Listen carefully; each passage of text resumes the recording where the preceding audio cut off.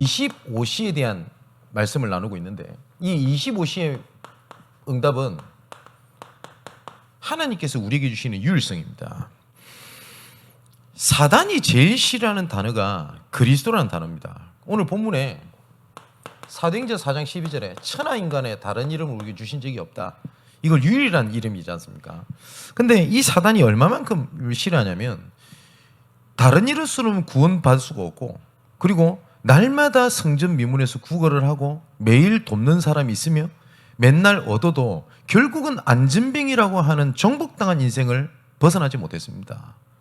그래서 베드로가 은가금은 내게 없으나, 이 말은 내가 돈이 없어서 그리스도 얘기해 줄게, 이 말이 아니죠. 네한테 은가금은 필요 없다. 그게 네 인생 해답이 될 수 없다, 그 말입니다. 그래서 나사렛 예수 그리스도 이름을 얘기를 한 겁니다. 이때 흑암이 무너지게 되고 이 안진뱅이가 정복당한 인생에서 정복의 실현의 시간표가 되게 된 겁니다. 근데 얼마만큼 사단이 이 그리스도라는 이름을 싫어하냐. 안진뱅이가 일어났고 증인이 앞에서 얘기를 함에도 불구하고 예수 이름으로 가르치거나 증거하지 마라 라고 주변 사람들이 협박을 하고 겁박을 할 만큼 이 그리스도라는 이름이 우리에게 유일한 이름 중에 유일한 이름입니다. 그죠? 우리가 서론 부분에 조금 생각하셔야 될 게 있습니다. 그게 뭐냐면, 우리가 하나님께서 지금도 말씀대로 우리에게 역사하고 계신다면, 우리가 말씀을 드렸죠. 우리가 24시라는 것 속에 있으면 하나님의 시간표는 25시간이라는 것이 오게 되는데, 그때부터 하나님의 유일한 응답이 일어나게 되거든요. 그렇기 때문에 이 유일성을 하나님이 주시는 것을 보려면 가장 먼저 뭘 봐야 되냐면, 하나님의 계획이 어디에 있냐, 이걸 봐야 됩니다. 그리고 이 계획 속에 내 삶과 내 자리와 내 결단과 모든 것이 있을 때 어느 날 하나님의 유일한 시간표 25시 응답이 오게 됩니다. 많은 사람들이 이렇게 얘기를 하거든요. 난 잘 안 된다.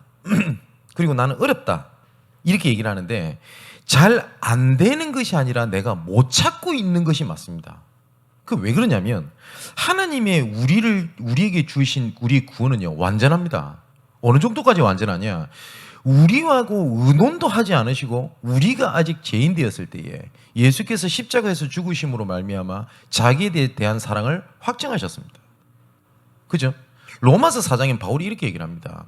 아브라함이 무엇으로 의롭다 함을 얻었냐? 만일에 행위로 의롭다는 것이 있다면 내가 자랑할 것이 있으려니와 아브라함은 전혀 그것이 없다라고 말씀하셨습니다. 그죠? 그럼 하나님께서 나를 구원하시고 나를 이끄실 때 내가 연약하고 넘어지고 좌절하고 실패하고 할 거를 하나님께서 모르셨나요? 알고 계십니다. 근데 그 알고 계신 하나님께서 뭐라고 말씀하셨냐? 우리를 의롭다라고 말씀하셨습니다. 에베소서 1장 4절에는 거룩하고 흠이 없게 하나님이 우리를 불렀다고 되어 있습니다. 그래서 내가 조금 복음을 깨닫고 못 깨닫고에 대한 시간표는 있을 수 있겠습니다만은 내가 잘하고 못하고에 따라서 내가 된다 안 된다가 결정되는 것이 절대 아닙니다. 그죠? 자, 그리고 하나님은 절대 실수하지 않으시고 처음부터 빌립보서 1장 6절에 보니까 처음부터 선한 일, 정복의 시작을 하신 이께서 마지막 날까지 이루실 줄 우리가 확신한다라고 되어 있습니다. 하나님의 계획은 완전합니다. 우리가 못 보고 있는 게 있단 말이에요. 많은 사람들이 교회를 다니면서 복음을 듣고 복음을 안다고 하지만 복음을 잘 모릅니다. 그러다 보니까 복음을 오해하고 있는 것들이 되게 많아요. 어떤 분은 이렇게 얘기를 합니다. 내가 문제가 왔다. 내가 복음을 내가 잘 몰라서 그런 것 같다. 그러면 복음을 알면 문제가 안 생긴단 말입니까? 아니잖아요. 많은 사람들이 또 그렇게 생각해요. 복음 이꼴은 문제가 없고 그리고 완전하고 편안하고 잘 되는 거라고 생각을 합니다. 어디 성경에 그렇게 돼 있습니까? 그러면 복음 붙잡아도 문제가 된다는 말입니까? 예, 문제가 올 수 있습니다.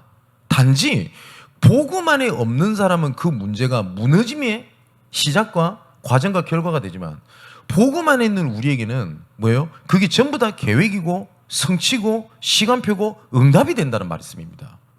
그죠? 자, 그러면 하나님께서 우리에게 주신 복음에 대한 절대 계획이 있습니다. 그게 5가지가 있는데 그 뭐냐면은 세상에서 절대 해결하는 문제가 있습니다. 여러 가지가 있겠습니다만 5가지가 있습니다. 그래서 하나님께서 우리를 그리스도로 보내시기로 작정하신 겁니다. 가장 첫 번째가 뭐냐? 창세 전에 있었던 문제가 있습니다. 이게 뭐죠? 사단 문제입니다. 언제인지는 모릅니다. 인간이 천지 창조가 되고 인간이 창조되기 이전에 하나님께서 창조했던 존재가 있습니다. 영적인 존재가 있습니다. 그게 천사죠. 이 천사가 하나님을 대적을 하게 된 겁니다. 그게 사단입니다. 근데 이 사단을 하나님께서 무너뜨리고 이 사단을 영원히 가두고 이 사단이 분명히 행할 것을 알기 때문에 하나님께서 뭘 하셨냐? 창세전에 우리를 택했다라고 되어 있는 겁니다. 하나님께서. 이 창세전부터 있었던 문제가 있단 말이에요.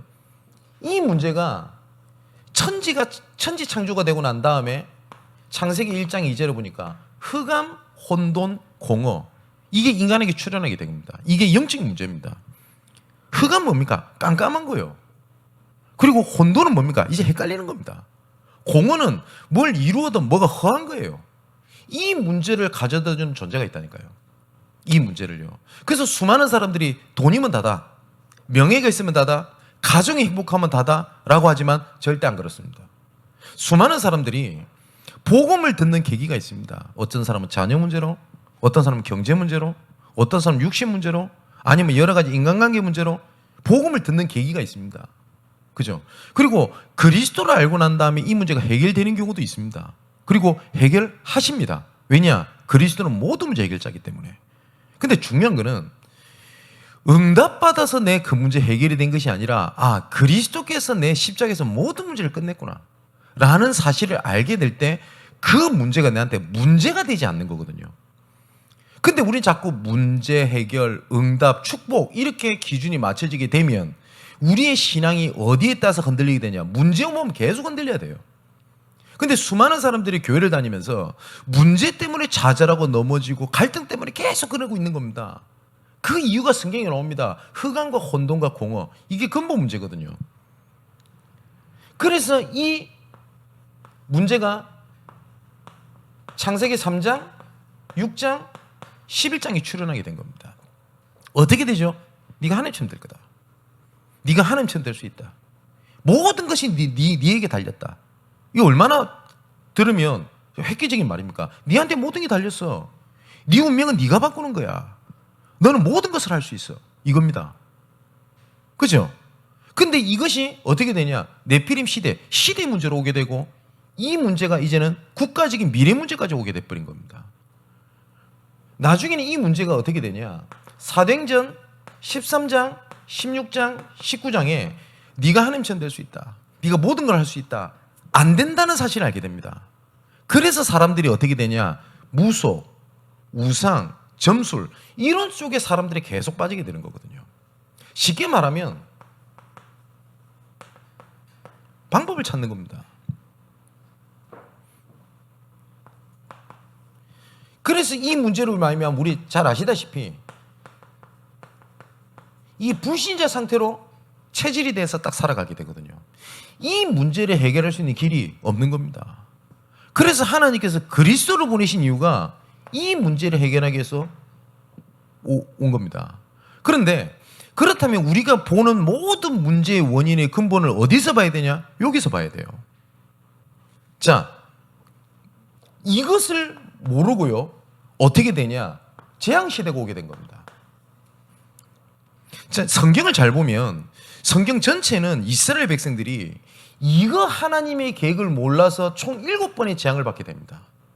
애굽, 블레셋, 아람, 바벨론, 아수르, 바사, 로마 이런 강대국에 의해서 재앙을 받게 되거든요.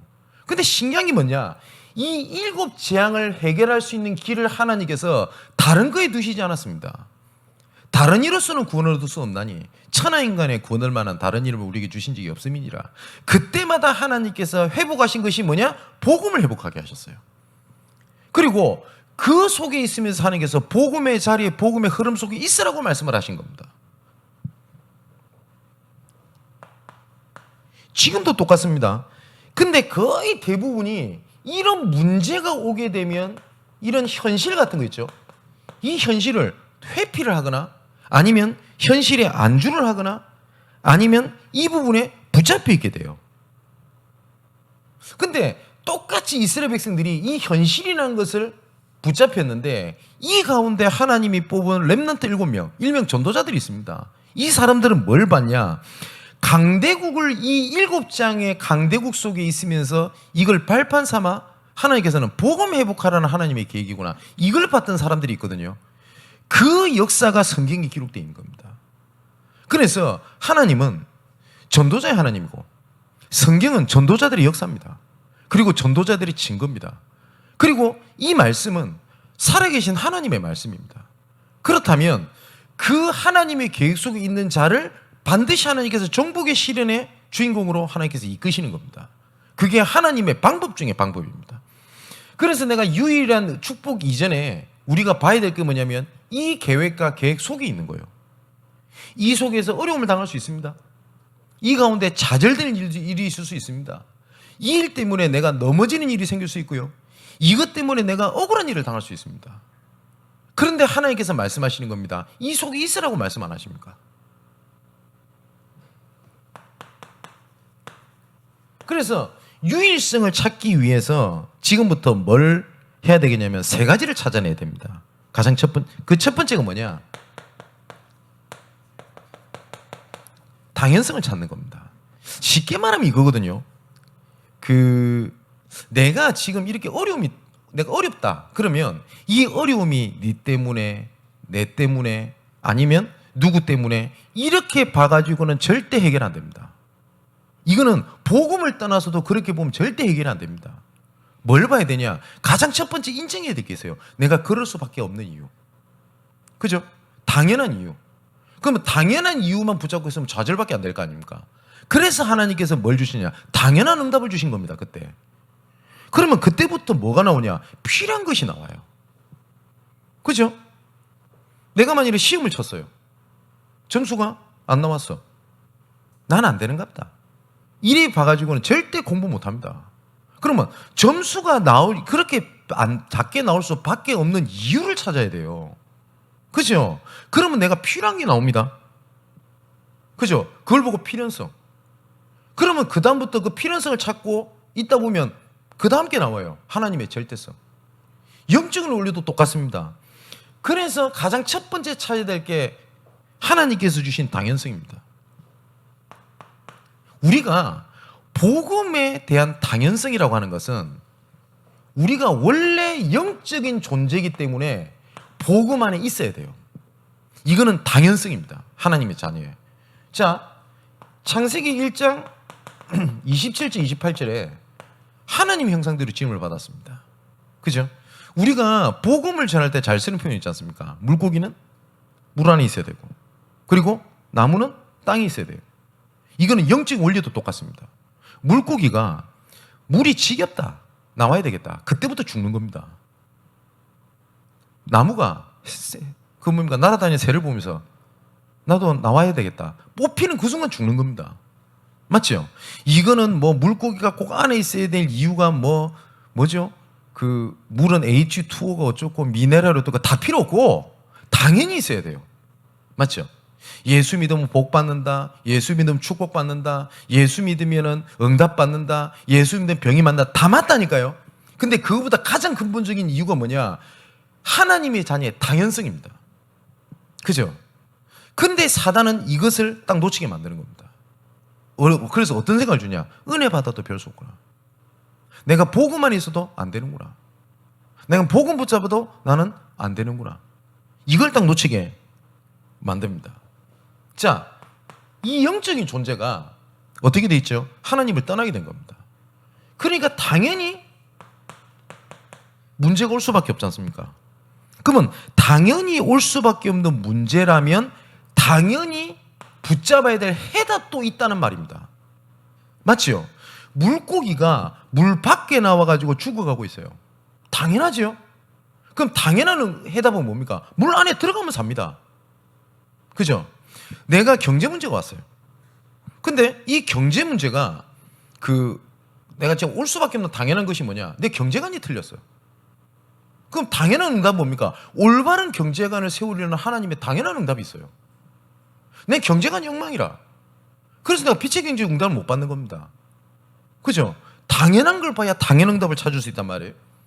근데 이 당연한 하나님의 계획을 봤던 사람들을 하나를 예를 들면 로마서 16장 일꾼들입니다. 이 사람들은 로마서 그 16장의 사람들이 초대교회 사람들을 보니까 당연한 모임을 했어요. 사도행전 1장 14절이죠. 그죠? 예수의 모친 마리아와 형제들과 아우가 더불어 다 거기에 있어. 이 사람들이 마가다락방에 모였던 것은 잘했다, 믿음이 좋았다, 그리고 헌신했다, 복음 깨달았다는 이전에 뭐요? 당연했어요. 왜냐? 그거 아니면 살아날 길이 없기 때문에 그렇습니다. 우리에게 하나님께서 주신 당연한 응답이라는 게 있습니다. 그죠? 그리고 그렇다 보니까 당연한 응답을 사도행전 2장에 받게 됩니다. 그리고 이 사람들 입장에서는 뭐냐면 당연한 헌신이었어요. 내가 헌신한다, 내가 최선을 다한다가 아닙니다. 이 사람 입장에 당연했던 거였었어요. 그러면 우리에게 문제가 왔다는 말은 해답이 있다는 얘기거든요. 근데 사단은 자꾸 어디에다가 방향을 맞추게 합니까? 문제에다 방향을 딱 맞추게 합니다. 야, 봐, 문제 있잖아. 그죠? 근데 하나님께서는 그 말씀을 안 하신 겁니다. 그 상황 속에 내가 너희에게 해답이 된다. 이 말씀을 하시는 겁니다. 전도도 마찬가지입니다. 전도를 목사님이 어떻게 시작해야 되겠습니까? 할 때 당연한 것 속에서 하나님의 계획을 찾아야 돼요. 생각해 보십시오. 하나님은 지금도 살아계십니다. 아멘이시죠? 하나님은 지금 나를 완벽하게 이끌고 계십니다. 아멘이죠? 하나님의 절대 주권이라는 말은 절대라는 단어를 쓸 수 있는 존재는 하나님밖에 없어요. 그러면 이 하나님의 절대 주권에 어느 누구도 관여를 못합니다. 이 절대 주권 속에는 하나님의 절대 계획을 갖고 있습니다. 왜 절대 계획이냐? 우리의 계획은 바뀔 수가 있어요. 그죠? 오늘 당장 뭡니까? 1시간 뒤에 식사 약속을 잡아도 계획을 해도 상황에 따라서 우리 계획을 취소할 수 있지 않습니까? 하나님은 그 계획을 취소하시지 않습니다. 그러면 그 하나님의 절대 주권 속에 절대 계획을 내가 붙잡았다? 그러면 그게 절대 언약이 되는 거예요. 그리고 하나님께서 그 언약을 기억하시고 우리에게 응답을 하십니다. 우리 지난주에 말씀드렸지 않습니까? 여호와께서 그 언약을 기억하사 보살피시고 응답하시고 성취하셨다고 되어 있어요. 근데 사단은 자꾸 뭘 보게 하냐? 여기 딱 집중하게 만드는 겁니다. 그래서 당연한 걸 찾는 겁니다. 지금 목사님, 저는 경제적으로 굉장히 어렵습니다. 굉장히 지금 코너에 몰려있고 굉장히 어렵습니다. 예, 정말 안타깝습니다. 근데 나는 돈이 없다, 문제가 있다, 지금 시국이 그렇다, 경제가 안 좋은 시기다, 코로나다, 이 문제만 계속 보면 절대 해답이 안 보여요. 그죠? 그래서 제가 말씀드린 게 있지 않습니까? 이걸 보라는 거니까요. 그러면 내가 하나님의 자녀고 내가 전도자인데 내 눈앞에 왜 이 문제가 일어났냐? 하나님의 당연성, 첫 번째 발견해야 될 게. 그러면 이 문제가 나를 통해서 온 부분이 있다. 갱신하면 돼요. 근데 그걸 못 찾으면 문제 왔다. 그게 무너져 버리지 않습니까? 두 번째, 하나님의 뭘 보는 거냐? 이러면 하나님의 필연성이 보입니다. 아, 하나님께서 이것을 위하여 하나님께서 나에게 그 문제를 허락하셨구나. 그게 딱 보이는 거예요. 맞죠? 자, 보십시오. 요셉이 해와 달과 별이 절하나는 꿈을 꿉니다. 그러니까 꿈을 언약으로 잡았다는 말이 아니에요. 요셉은 꿈을 꿀 만큼 하나님께서 주신 언약이 있었다는 말이거든요. 그 언약이 내가 애굽의 총리가 되는구나. 내가 애굽에 가서 이제 한 자리를 하는구나 라는 언약을 잡았을까요? 아닙니다. 총리가 될 걸 알았을까요? 몰랐습니다. 그런데 요셉은 당연한 걸 잡았어요. 말씀 주셨으니까.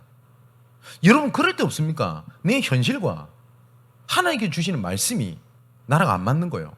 안 믿어진다를 떠나서 나는 지금 여러 가지 문제 때문에 죽을 판인데 하나님께서는 우리를 보고 정복의 시련이랍니다. 시련. 나는 지금 당장 빚이 많아가지고 지금 돈을 어떻게 해야 될지도 모르겠는데 하나님께서는 빛의 경제의 주역이라고 합니다. 나는 공부도 못해. 집안 문제 많아. 근데 하나님께서는 시대 살릴 렘넌트라고 합니다. 그때마다 그 말씀이 틀렸다고 느끼는 건 아닌데 내 말씀과 내 현실과 상황이 안 맞잖아요. 사단은 그렇게 딱 보게 만든다니까요. 그런데 요셉도 똑같습니다. 요셉이 언약을 잡았는데 요셉에게 오는 것은 계속 문제, 갈등, 위기, 핍박이었습니다. 그러면 요셉이 언약을 잘못 붙잡아서 문제가 왔나요? 아니지 않습니까? 계속 문제가 옵니다. 형들이 죽이려고 해요. 형들이 시기를 합니다. 진짜 죽이려고 했죠. 웅덩이에 빠뜨렸는데 성경에 뭐라고 돼 있냐? 때마침 물이 없었어요. 물이 있었으면 요셉 죽은 겁니다. 그래서 또 어떻게 하죠? 노예로 팔아버립니다. 노예로 팔려가지고 또 억울하게 감옥 갑니다. 또 억울하게 감옥 가서 거기서 배신을 당해요. 근데 어느 날 하나님의 유일성의 시간표가 딱 온 겁니다. 어떻게 됐죠? 바로 앞에 딱 서게 된 겁니다. 근데 그 일이 유일성의 시간표가 어느 날 도적처럼 딱 임하게 됐는데 그때 요셉이 느꼈을 겁니다. 아, 하나님께서 이 일을 위하여 모든 것을 하나님께서 지나가게 하셨구나. 그죠? 하나님 보실 때 애굽에 하필이면 왜 그때 기근이 일어날 하나님 계획을 짰을까요? 7년 동안 풍년이 있다가 7년 동안 기근이 생길 거라는 것을 바로왕에게 하나님 꿈을 꾸게 만들거든요. 그걸 하필이면 또 요셉이 그걸 또 알아봐요. 왜 하나님께서는 모든 천하 만물과 그리고 태풍과 기근과 풍년 모든 것을 하나님께서 절대주권으로 움직이십니까? 전도자 중심으로. 맞지요? 그거를 딱 본 겁니다. 이걸 보고 뭐라고 그러냐? 필연성을 봤다는 것은 하나님의 시간표를 딱 본 거예요. 모세가 이걸 본 겁니다. 아, 400년 만에 하나님께서 언약을 성취하신 시간표구나. 그걸 봤어요. 초대교회는 그걸 본 겁니다. 700년 동안 복음이 없었던 것을 하나님께서 오순절 날이 이미 이름에 그날을 통해서 하나님께서 이 일을 우리에게 시작하는 거구나. 응답이 있다 없다를 떠났습니다. 그럼 한번 생각해 보십시오. 저는 개인적으로 이 얘기를 하면 다른 교회 다른 교단에서는 뭐라고 말씀하실지는 잘 모르겠습니다. 근데 저는 제가 본 게 틀리지 않았다고 생각을 합니다. 저는 현장에서 복음 전하면서 진짜 복음의 사람이 없다는 걸 진짜 많이 느낍니다. 문제가 생기고 갈등이 생기는 거랑 복음이랑 무슨 상관이 있어요? 그렇지 않습니까? 수많은 사람들이 교회에서 갈등하는 것들이 거의 보면 필요 없는 쓸데없는 갈등을 많이 하고 있거든요. 제가 어떤 아는 한 사람이 있어요. 우리 교회는 아닌데 이 사람이 교회에 대한 갈등을 가득 안고 있는 겁니다. 목사님 설교가 은혜가 안 된다. 교회는 렘넌트를 챙기지 않는다. 왜냐, 그 교회는 보니까 렘넌트 부서가 잘 안 돼 있어요. 이해는 돼요. 장로님들이 의욕이 없다. 그러다 보니까 교회는 아무도 안 온다. 뭐가 어떻다. 기준도 없다. 뭐가 없다. 계속 이 얘기밖에 없어요. 근데 그 말 들으면 내가 이 사람이 틀렸다 맞다를 떠나서 참 괜찮은 사람인 건 맞거든요. 근데 그 얘기를 계속해요. 그러고 있다가 지난주에 저한테 전화가 온 겁니다. 어떤 전화가 왔냐면 목사님 너무 감사합니다 그래요 갑자기. 그래서 보니까 우리 교회 유튜브를 봤나 봐요. 여러분 제가 이 말씀을 했던 거 기억하십니까? 말씀에서 여러분 예배에 당연한 게 뭐죠? 예배에 은혜 받는 겁니까? 왜 교회에 계십니까? 교회는 사랑이 넘쳐야 됩니다. 맞습니다. 교회는요 서로 챙겨줘야 됩니다. 맞아요. 예배에 은혜 받아야 된다. 맞습니다. 다 맞는데 예배에 당연한 건 뭔지 압니까? 우리는 하나님의 자녀이기 때문에 하나님께 경배드리는 건 당연한 겁니다. 맞죠? 근데 언제부터인지 예배에 하나님이 없어요. 내가 은혜 받고 내가 깨닫고 교회는 분위기가 좋고 뭘 챙겨주고 뭘 도와주고 하나님이 없다고요. 예배의 근본 목적은 뭔지 압니까? 하나님께 영광 돌리는 겁니다. 내가 하나님 앞에 서는 겁니다. 그잖아요. 내가 현실이 어렵고 힘들어도 나는 하나님 앞에 서는 겁니다. 시편 51편에 다윗이 이렇게 얘기를 합니다. 하나님께서 원하시는 제사는 상한 심령이라. 그게 무슨 말입니까? 맨날 상한 심령 갖고 예배를 드리라는 말이 아니죠. 그런 심령인데 하나님 앞에 왔을 때 하나님께 그걸 멸시하거나 외면치 아니하신다고 돼 있다고요. 근데 언제부터인지 우리는 하나님이 없는 예배를 드리는 거예요. 근데 이 사람이 그 말씀을 듣고 충격이 됐대요. 그러니까 참 괜찮은 사람이라고 얘기했지 않습니까? 이 사람이 뭐라고 포럼을 하냐? 내가 옛날 같으면 가인의 제사를 드리고 있었지 내가 아벨의 제사를 드린 사람이 아니었다고. 내가 지금까지 예배를 하나님께 경배드리고 영광 돌린다는 생각을 들어본 적도 없고 한 번도 내가 생각해 본 적이 없었대요. 뭘 들어본 적이 없었을까? 분명히 시간표가 있었을 건데 근데 뭐 그 시간표에 따라서 못 들었겠죠. 그래서 제가 하나님 앞에 경배를 드려야 되겠다고 마음을 잡았대요. 근데 신기하죠. 교회를 가니까 목사님 설교가 은혜가 된다 안 된다 전혀 문제가 되지 않더래요. 정말 파도같이 모든 문제가 싹 사라지고 딱 하나만 남더래요. 하나님만 남더래요. 그랬더니 그렇게 은혜가 안 된다고 하는 그 목사님 속에 말씀 속에 하나님께서 나에게 주시는 말씀이 있더래요. 그 말씀을 붙잡았더니 그게 현장으로 연결되더랍니다. 목사님 내가 정말 중요한 것을 내가 볼 수 있게 해주셔서 감사합니다. 이렇게 고백하더라고요. 제가 다 감사합니다 그랬어요. 여러분 당연한 것 속에 뭐냐? 하나님 시간표를 찾는 거예요. 그렇지 않습니까? 제가 부목사 때 교회에 어려움이 왔어요. 교회가 건축을 하기 시작을 했는데 모릅니다. 뭐 그때 말 많았어요. 뭐 무리하게 건축을 했다는 둥, 뭐 목사님이 뭘 어떤 부분들을 좀 무마시키기 위해서 건축을 했다는 둥 모르겠어요. 저는 잘. 근데 분명한 거는 하나님의 절대 주권 아닙니까? 근데 어려워요. 아 어렵구나. 그래서 뭐죠? 하나님의 당연한 게 뭐죠? 저는 그게 부교육자이기 때문에 교회를 위해서 기도하는 거였습니다. 그러면 내가 할 수 있는 교회를 위해서 할 수 있는 것이 뭔지를 봤어요. 근데 교회 분위기 너무 안 좋았어요. 뭐 장로님이 그 5분 계시는데 이 5분 중에 2분을 제외하고 3분은요 우리는 언제든지 다락방 그만둔다 뭐 이런 식입니다.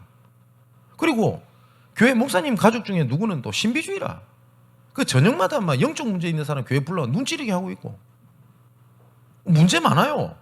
그죠? 근데 제가 청년부 담당하고 있었거든요.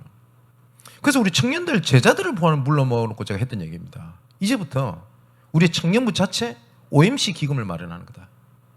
우리가 큰 돈이 필요한 것도 아니다. 교회에 중요한 일이 있을 때 하나님께서 원하시는 것은 원네스 운동이거든요. 그죠? 사도행전 1장 14절에도 예수의 모친 마리아와 형제들과 더불어 다 거기에 있어. 그게 무슨 말이죠? 있어야 될 사람 거기 다 있었다는 말이에요. 그죠? 미스바로 모여라. 다 모인 거예요. 유월절이냐 피 발라라. 모든 이스라엘 백성들은 유월절 피 발라라. 하나 됐을 때 어떤 일이 벌어집니까? 정복의 시련에 출애굽이라는 증거를 주셨어요. 그럼 어떻게 하는 거냐? 우리 청년들이 그거 시작하는 거다. 그래서 필요한 걸 하자 라고 얘기를 했습니다. 어렵나요? 필요한 게 보이지 않습니까? 그래서 우리 그때 당시에 우리 같이 있었던 우리 청년 제자들과 함께 전도 기획실, 전도 자료실, 그리고 청년들 OMC 기금, 필요한 부분을 건축에 헌신하고 돕고 그거 역할 싹 다 했어요. 감사할 일 아닙니까? 자, 우리 교회에 구로지 교회 출신들이 있지 않습니까? 제가 12년째 지금 지속하고 있는 그 현장에 그 청년들이 모인 겁니다. 그럼 그 청년들이 다 직원의 어떤 건 압니까? 말단 직원들입니다. 그럼 이 친구들이 월급이 많냐? 작아요. 근데 지역에서 계속 모이는 겁니다. 그럼 필요한 건 뭐 하겠냐? 그러고 있는 가운데 전도 훈련을 받고 싶어 하는 선교사님이 있는데 여러 가지 힘이 없는 분이 있더라고요. 도와주는 데도 없어요. 그래서 우리 청년들한테 제가 했던 얘기입니다. 우리 청년들도 기억 잘 하셔야 돼요. 우리 청년들이 나중에 진짜 우리 청년 제자들이 전도자로 세움을 받고 진짜 교회 살리는 역할을 하려고 하면 어디 도움을 받지 말란 말이 아니에요. 여기가 도와줄까 저기가 도와줄까 여기서 나를 알아봐줄까 저기서 알아볼까 기웃거리지 마세요. 청년들은 교회의 교회가 배경이 되어줘야 됩니다만은 그 배경을 기대하면 안 돼요. 그래서 우리 청년들한테 했던 얘기입니다. 너희들은 도움도 받아야 되겠지만 지금부터 헌신하는 준비를 해라. 그래서 매년 그 지교회에서 선교사님들을 계속 돕는 겁니다. 이번에도 아마 도울 거라고 저는 생각합니다. 근데 이 자기 교회도 아니라 그래서 선교사님들 도와서 그 선교사님 중에서 우리 교회까지 연결돼서 돕는 선교사님도 계십니다. 그게 일이나 전도사님, 우리 선교사님입니다. 감사할 일 아닙니까? 진짜 필요한 시간표 딱 보는 거예요. 근데 돈이 없니 문제가 없니 그게 아니라는 거죠. 자, 이 시간표를 딱 보게 되면 하나님께서 이끄시는 이정표가 보입니다. 아, 하나님의 시간표. 그게 말씀에 나와요.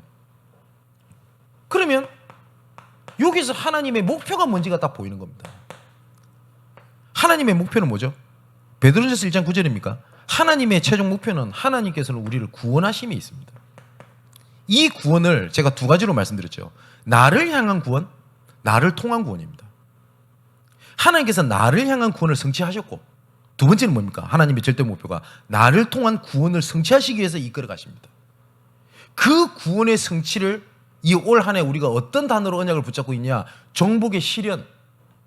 이 정복이라는 것은 다른 사람을 밟고 일어서서 내가 우두머리가 되겠다는 거 아닙니다. 다 같이 살리는 정복입니다. 뭘 정복해야 되냐? 사단의 최종 목표는 실패입니다.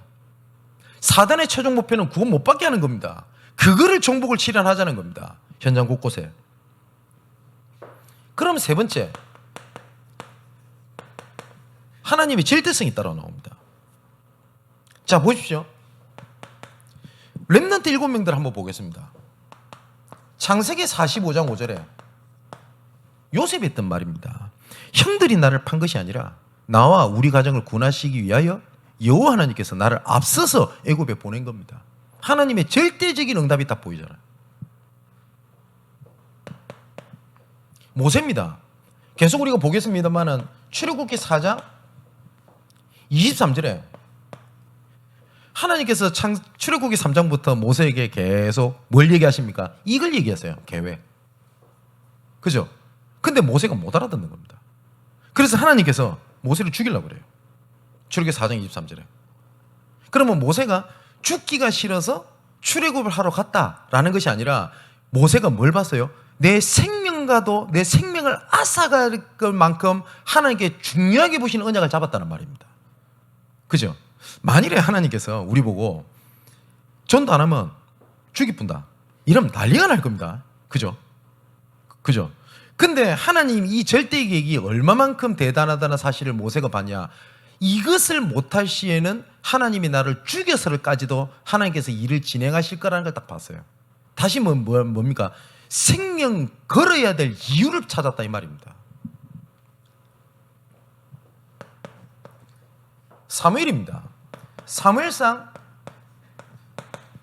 3장 19절에 보니까 사무엘이 말이 고백이 하나도 땅에 떨어지지 아니했다 이리 돼 있거든요. 이 말이 좀 이상하잖아요. 저번에도 말씀드렸듯이 하나님의 말씀이 하나도 땅에 떨어지지 아니했다 이래야지 말이 맞잖아요. 근데 사무엘이 하는 말이 하나도 땅에 떨어지지 않고 성취 다 됐다 이 말이거든요. 그게 무슨 말이죠? 사무엘의 믿음의 교복을 하나님 들으셨다는 얘기입니다. 다윗입니다. 사무엘상 16장에 사무엘을 통하여 다윗이 왕이 될 거라는 사실을 절대 계획을 알게 됩니다. 그 절대 계획을 미리 보게 되죠. 그때 뭐라고 되어 있습니까? 여호와의 신이 다윗에게 임하니라 라고 되어 있거든요. 자, 하나님의 절대 계획입니다. 또 누구죠? 엘리사입니다. 열왕기하 2장 9절에서 11절을 보니까 엘리사가 뭘 원합니까? 갑절의 영감을 내게 주옵소서. 엘리야에게 부탁을 합니다. 여기도 뭐라고 되냐? 하나님의 영광을 보기를 원하는 겁니다. 그죠? 그러니까 이 엘리사가 엘리야를 따라다니면서 뭘 봤냐? 엘리야의 기적, 엘리야의 응답, 엘리야의 은혜, 그거를 본 게 아니라 엘리야와 함께 하셨던 하나님의 그 절대 목표를 엘리사가 본 거예요. 그래서 엘리사가 맨 마지막에 뭘 원했냐? 선생님께서 내 주의 종께서 주의 종에게 임하였던 그 갑절의 영감, 그 영감보다 갑절로 나에게 주십시오. 그 뭐죠? 하나님 절대 계획을 본 겁니다.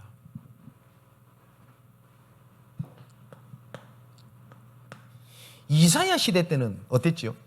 모든 것이 다 무너져 버렸습니다. 그게 이사야 6장에 나오지 않습니까? 모든 것이 배임을 당하고 다 피롭게 돼버린 겁니다. 그때 이사야가 봤던 하나님의 절대성을 본 겁니다. 뭐죠? 구루터기를 남기라. 이거였습니다. 혹시 이런 분 계실 거 아닙니까?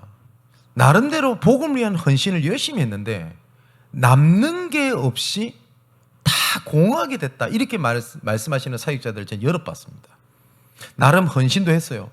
나름 중심 있게 했어요. 근데 남는 것은 허한 겁니다. 그죠? 이사야도 똑같았습니다. 그때 이사야가 잡았던 것이 뭐냐면 후대 제자들을 잡았어요. 그죠? 진짜 남는 건 이거 외에는 없습니다. 제가 몇 번 간증을 드렸는데 제가 그 신학교를 다닐 때입니다. 연구원 과정을 다닐 때 연구원 1학년 때라고 기억을 하는데 저는 류광수 목사님께서 직접 눈물을 흘리시는 걸 몇 번을 본 적이 있습니다. 그때 제가 연구원 1학년 때 봤는데 그 학교에서 그 LT라는 걸 하거든요. 그런데 그 갑자기 누가 이렇게 잡았는지 모르겠습니다만은 없던 프로그램이 생겼어요. 뭐냐면 류광수 목사님이랑 오픈 포럼을 하는 그 시간이었습니다. 질문을 하고 류 목사님 답변을 하고 뭐 되게 좋았어요. 그러니까 솔직한 질문도 오고 솔직한 대답도 가고 맨 마지막에 류광수 목사님께서 마무리 발언을 이렇게 하시는 겁니다. 만일에 수많은 주의 목사님들이 저와 함께 전도 운동하는 것이 너무나 감사한데 이분들이 다 등을 돌리고 나와 함께 하지 않는다면 우리 종신, 우리 그때 당시엔 저는 종신이라고 불렀으니까 우리 종신, 우리 제자들과 함께 새롭게 전도 운동을 하겠습니다. 이런 말씀하시대요. 아, 힘나지 않습니까? 우리와 함께 한다는데. 두 번째, 만일에 여러분들까지도 내가 등을 돌리고 함께 하지 않는다면 저는 렘넌트들을 데리고 새롭게 전도 운동을 시작하겠습니다. 그렇잖아요. 근데 맨 마지막에 뭐라고 말씀하셨냐? 그런데 우리 렘넌트들까지도 나에게 등을 돌린다면 저는 모든 것을 내려놓고 다시 현장으로 들어가겠습니다. 이렇게 말씀하시더라고요. 뭐냐면 많은 사람들이 떠났다. 교인들이 떠났다. 나한테 옆에 있는 사람들이 떠났다. 그게 저는 그 전도자에게는 절대 목표가 아니라는 생각이 들었어요. 그래서 류 목사님이 이렇게 퇴장을 하실 때 그때 여러 가지 뭐 우리 교단이라든지 이런 여러 가지 배경이 있습니다. 그건 시간이 없어서 말씀 못 드리니까 여러 가지 어렵고 말이 많았던 시기였었어요. 그때가 2002년대니까요. 벌써 뭐 20년 전 아닙니까? 그때 류 목사님이 이렇게 퇴장을 하시는데 누가 시키지도 않았는데 전부 다 우리 신학생들이 일어나서 류 목사님 힘내시라고 기립박수를 이렇게 쳤던 기억이 납니다. 그때 류 목사님께서 손수건을 가지고 눈물을 닦으시면서 퇴장하시는 그 눈물을 제가 기억을 합니다. 제가 또 두 번째는 2000한 8년, 7년, 6년 이때쯤 됐을 때 저쪽에 잠실에서 마지막 렘넌트 대회를 했을 때였습니다. 류 목사님께서 이렇게 말씀을 하셨어요. 우리 렘넌트들이 앞에서 찬양하는 모습을 봤을 때 저 뒤에 앉아 있을 때 눈물이 났습니다. 그리고 우리 렘넌트들이 저를 위하여 박수를 쳐줄 때 저는 너무나 감사합니다.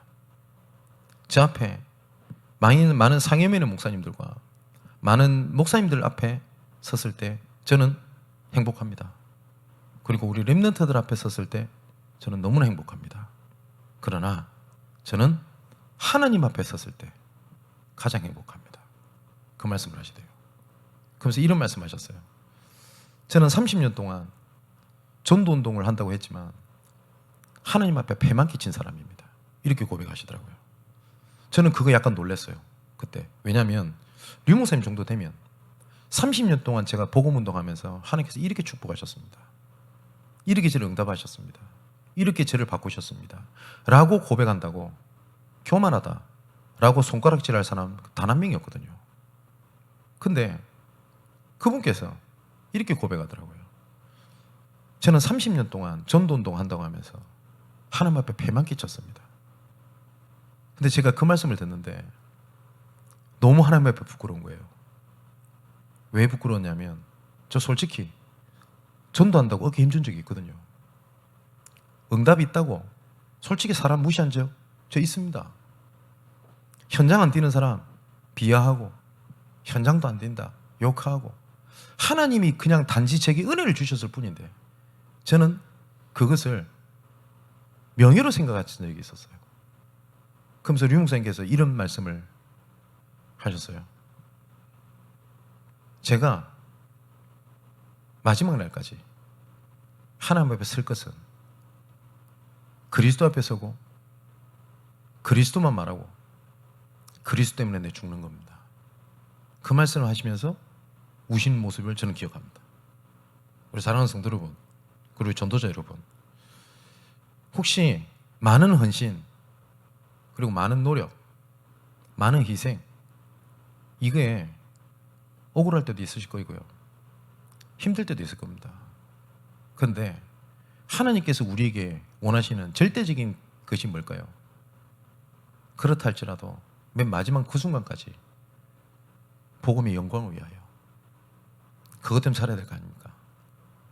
제가 부교육자 때 제가 섬겼던 담임 목사님이 저한테 하셨던 말씀이 전 지금도 제 마음속에 언약으로 있는 게 있습니다. 이런 말씀 하시더라고요. 부산에 일이 있어서 저 기차를 같이 타고 나갈 건데 제가 전도사 때 일입니다. 진전사, 우리가 응답이 있다고 열심히 하고 응답이 없다고 안 하고 다른 방법이 있다고 그 방법을 붙잡고 방법이 없어서 이걸 하고 이거 아니지 않냐. 모든 것이 안 되더라도 우리는 하나님께서 원하시는 정확한 그 정도를 걸어야 되지 않겠냐. 그 말씀을 하시더라고요. 저는 꽤 오래전 일인데 그분이 하셨던 말씀이 저는 하나님의 음성으로 들립니다. 또 우리 교회에 우리 여기 계신 우리 성도분들을 만나면서 하나님께서 우리 성도들이 입을 통해서 주셨던 몇 가지 하나님의 음성이 몇 가지가 있습니다. 첫 번째는 교회가 굉장히 어려울 때 아닙니까?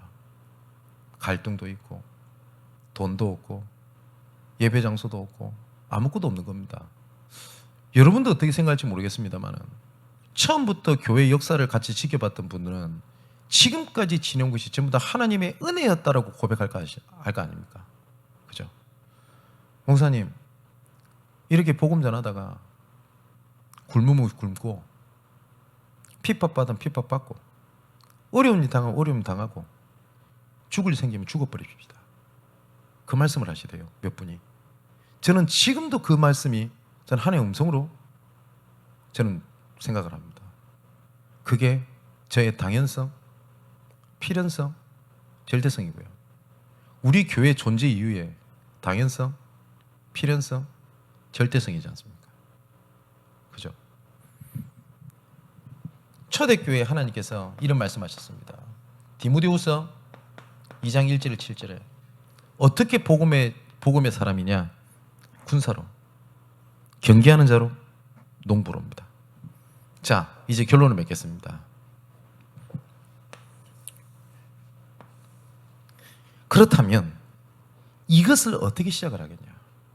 이 세 가지를 발견해야 되겠는데 어떻게 시작하겠냐? 이번 주 우리가 강단에서 모세가 새 은혜를 받게 됩니다. 미디안 강야에서. 그래서 이 새 은혜가 새로운 시작을 하게 되거든요. 이것의 시간표가 어디에 있냐? 이 단어에 있습니다. 오늘이라는 단어입니다. 이 문제만 해결이 될 것 같으면 내가 뭘 할 것 같습니다. 내가 이것만 좀 해결이 되면 내가 평안해지고 내가 진짜 하나님께 영광 돌릴 수 있을 것 같습니다. 미안하지만 착각입니다. 뭐냐? 하나님의 시간표는 어디서 시작되냐? 오늘에서 시작되는 겁니다. 자, 성경을 한번 보십시오. 요셉이 어디서 새 은혜, 새로운 시작, 오늘을 했냐? 노예라는 현장이었습니다. 그죠? 모세는 가장 어렵다고 하고 가장 상처되는 현실이 있었습니다. 뭐 있죠? 양자로 들어가게 된 겁니다. 근데 그게 그 어쩌면은 출생의 비밀 아닙니까? 그 가운데 하나님께서 가장 어려운 코너로 집어넣어 버린 겁니다. 어떻게죠? 미디안 광야. 그런데 거기서 하나님께서는요, 새 은혜, 새로운 시작을 하는 그 오늘이었습니다.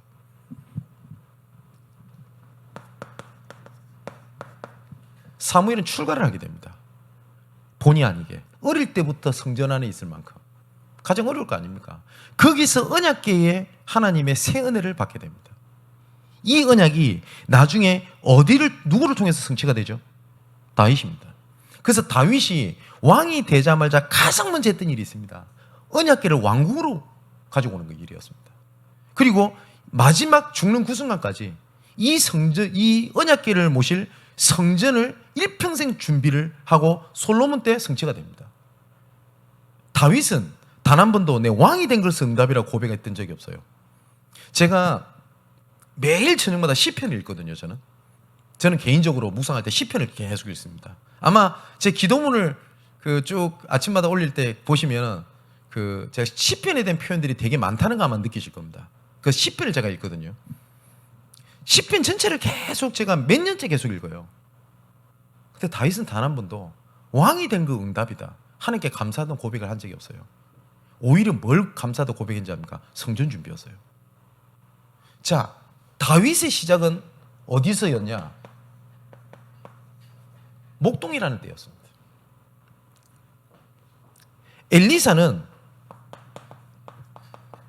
지명수배 때 새 은혜, 새로운 시작, 그리고 그 오늘이었습니다.